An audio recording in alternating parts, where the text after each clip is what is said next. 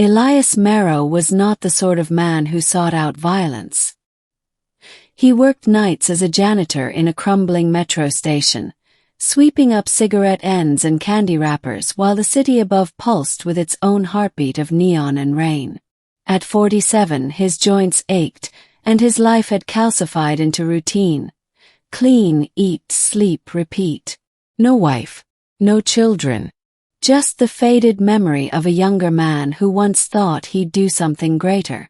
On an ordinary Tuesday night, Elias found himself walking home down a narrow alley shortcut. The rain had soaked his jacket through. That's when he heard the scream. It was a child's voice, high, terrified, and sharp enough to slice through the drone of the storm. Elias froze. For a heartbeat, the instinct to keep walking surged in him. It wasn't his problem. He wasn't a hero. But something old and unburied inside him stirred, and his feet carried him toward the sound. At the alley's far end, under the flicker of a dying street lamp, 3 men in ragged coats had cornered a boy no older than 10. One man clutched a knife, its edge flashing when the light caught it. "Hand it over, kid," the man snarled. "The thing in your bag. Now." Elias saw the boy clutching a small satchel tight against his chest. His eyes were wide with desperation. He shook his head. The knife wielder raised his arm. Elias didn't think. He surged forward with a hoarse shout, his mop-hardened hands grabbing the man's wrist. The blade slashed sideways, missing the boy and grazing Elias's ribs. Pain bloomed hot and immediate, but adrenaline drowned it. "Run!" Elias barked at the boy. The child bolted. Elias expected the men to chase, but instead all 3 turned on him with animal fury. The first blade drove into his stomach. Another pierced his shoulder. A third sliced into his thigh. He staggered but did not fall. He swung fists, elbows, whatever he could, fueled by a primal need to keep the attackers away from the boy. They stabbed him again and again. 8 times steel tore through his flesh. His vision blurred, his knees buckled, and he fell onto the rain-slick pavement. The last thing he saw was the boy's satchel glowing faintly blue as the child disappeared into the storm. Then there was nothing. When Elias opened his eyes, there was no rain, no alley, no pain.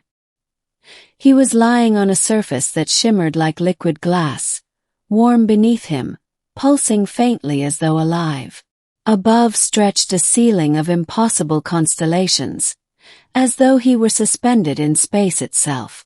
Around him stood figures clad in armor that bent light like water. Tall, humanoid, but with elongated limbs and skin like molten silver. Helmets obscured their faces, but Elias could feel their eyes upon him. And then unthinkably they knelt. All of them. Dozens of alien soldiers dropping to one knee, heads bowed.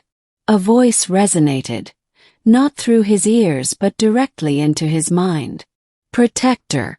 The blood price has been given. The Guardian awakens." Elias tried to sit up, panic and confusion warring inside him.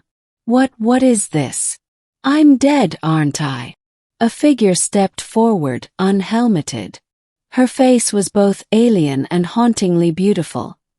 Her eyes vast pools of starlight. "You crossed the threshold," she said aloud, her voice harmonizing as though layered with echoes. 8 blades in defense of the air. Few mortals choose such a path. Fewer still survive. "You are chosen now." Elias blinked at her. "Chosen? Lady, I was just trying to stop some punks from stabbing a kid. I'm no soldier. I'm a janitor." Her lips curved in something like a smile. "In your world, perhaps. But here, intent is the only blade that matters. You stood when others would have turned away. And so, the covenant binds you." She gestured, and the walls around them shifted, becoming transparent. Elias gasped. They were aboard a vast ship drifting through space, but not any space he knew. Colors bled into each other, stars pulsed with hues impossible to name, and great rings of crystalline matter rotated slowly in the void. "You are aboard the vanguard of Veros," she said. "The child you saved carried the seed, an artifact older than your son. Enemies sought it, and you interposed your fragile life in its defense. That single act has marked you as guardian of the seed." Elias swallowed hard. His chest still ached with phantom wounds, yet he felt stronger than he ever had. "Look, I think you've got the wrong guy. I didn't protect him because of some seed. I just couldn't stand by." The alien's starlit eyes softened. "That is precisely why you are worthy." The days, or what passed for days aboard the Vanguard, blurred. Elias learned that the boy he'd saved was not human at all, but a disguised heir of Veros, the last child of a dying royal line. The seed he carried was the legacy of an ancient pact, capable of igniting or extinguishing entire civilizations. The Verosians told Elias that his survival after 8 mortal wounds was no accident. The seed itself had reached into him, mending his flesh, reforging his spirit. He now carried within him a fragment of its power. But with that gift came a burden. Enemies across galaxies would seek him, challenge him, test his resolve. He was guardian now whether he wanted it or not. At first, Elias resisted. He was just a man after all. What could a man who mopped subway floors do against warlords who commanded fleets? But then he saw the boy, the heir, clinging to him, trusting him, smiling when Elias told him stories of Earth. And he remembered the fear in that child's eyes the night of the alley. "I guess someone's got to stand between him and the knives," Elias muttered to himself. "Might as well be me." The trials came swiftly. Razor-skinned raiders boarded the Vanguard, their shrieks echoing through the ship. Elias fought beside alien soldiers, discovering reflexes and strength he didn't know he had.